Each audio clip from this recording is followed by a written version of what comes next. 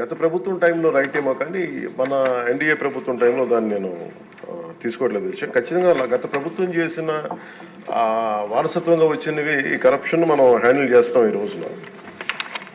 Once నేను పంచాయతీరాజ్ శాఖ బాధ్యతలు తీసుకున్న తర్వాత మొట్టమొదటి దృష్టి పెట్టింది కూడా జాతీయ ఉపాధి హామీ పథకం కింద అసలు ఏమేమి అవకతవకలు జరిగినాయి.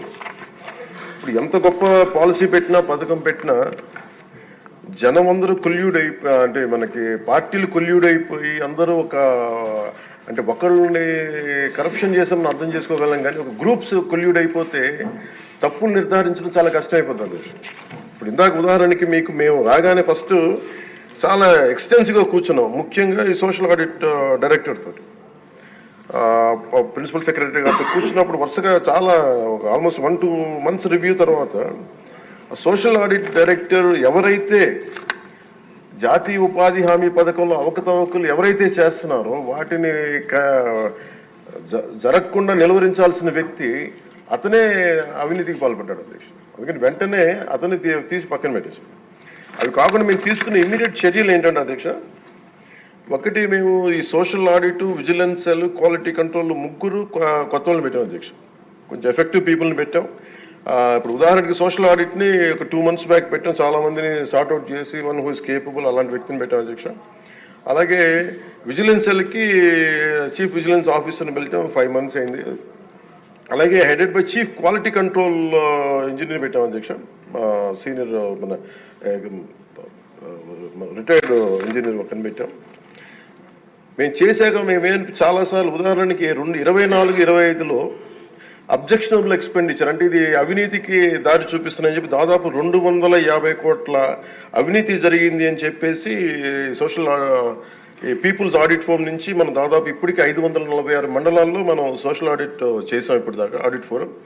ఇంకొక మిగతా మండలాలు 665లో 546 చేసాం అధ్యక్ష. మార్చి 31కి అయిపోతుంది. దాంట్లో 24-25కి 250 కోట్ల అవినీతిని ఉంది అనేది చేశారు ఇదంతా. కానీ ఇది ప్రాజెక్ట్ డైరెక్టర్ పీడీ చూసిన తర్వాత 71 కోట్ల మటుకే out of 250 crores only 71 crores recover చేయాలి అనేది ఆయన ఆర్డర్ చేశారు.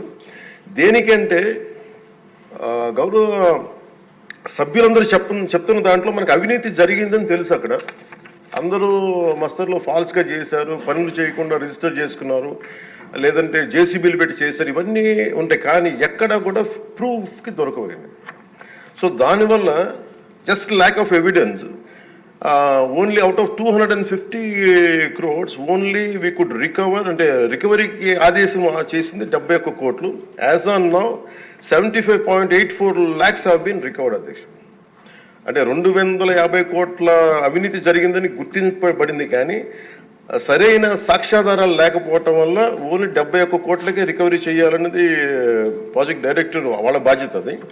సో దాని నుంచి 75.84 లక్షలు యాజ్ ఆన్ చేశారు. ఇంకా still we have enough time అధ్యక్ష. కానీ దీన్ని ప్రతి చాలా లోతుగా దీన్ని చేస్తున్నాం and we have a very good team which will take it forward. ఇంకా 2 మీరు అడిగింది అధ్యక్ష,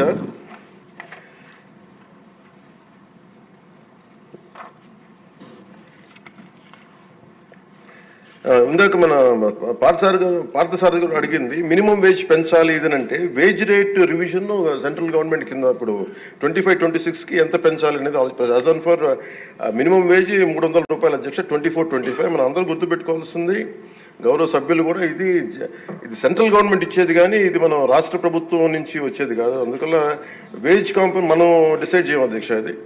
సో యాజ్ ఆన్ టుడే ఇది 24-25కి 300 రూపాయలు. దీన్ని రివిజన్కి 25-26కి కేంద్ర ప్రభుత్వం దాని మీద సంసిద్ధంగా ఉన్నారు చేయడానికి. అలాగే వేజ్ పేమెంట్ ఇంకా పెండింగ్స్లో ఉన్నాయని చెప్పారు. అది జనవరి 8 నుంచి government of India has 8th inform చేశారు మాకు దట్ ఇట్ విల్ బి తొందరలోనే క్లియర్ చేస్తాను. ఎందుకంటే అది సెంట్రల్ నిధుల నుంచి రావాలి కాబట్టి మేము రాష్ట్ర ప్రభుత్వం తరపు నుంచి మేము వెయిట్ చేస్తాం అధ్యక్ష. అలాగే మన లోకం మాధవ్ గారు మన గౌరవ శాసనసభ్యులు జేఎస్పీ వారు అడిగిన దానికి ఏంటంటే ప్రత్యేకించి ఇలా అవకతవకలు జరుగుతుంది, దీని గురించి మనం ఏం చేస్తున్నాం అంటానికి we have created a wage monitoring cell అధ్యక్ష for increasing average wage rate. Accordingly we will take it forward అధ్యక్ష.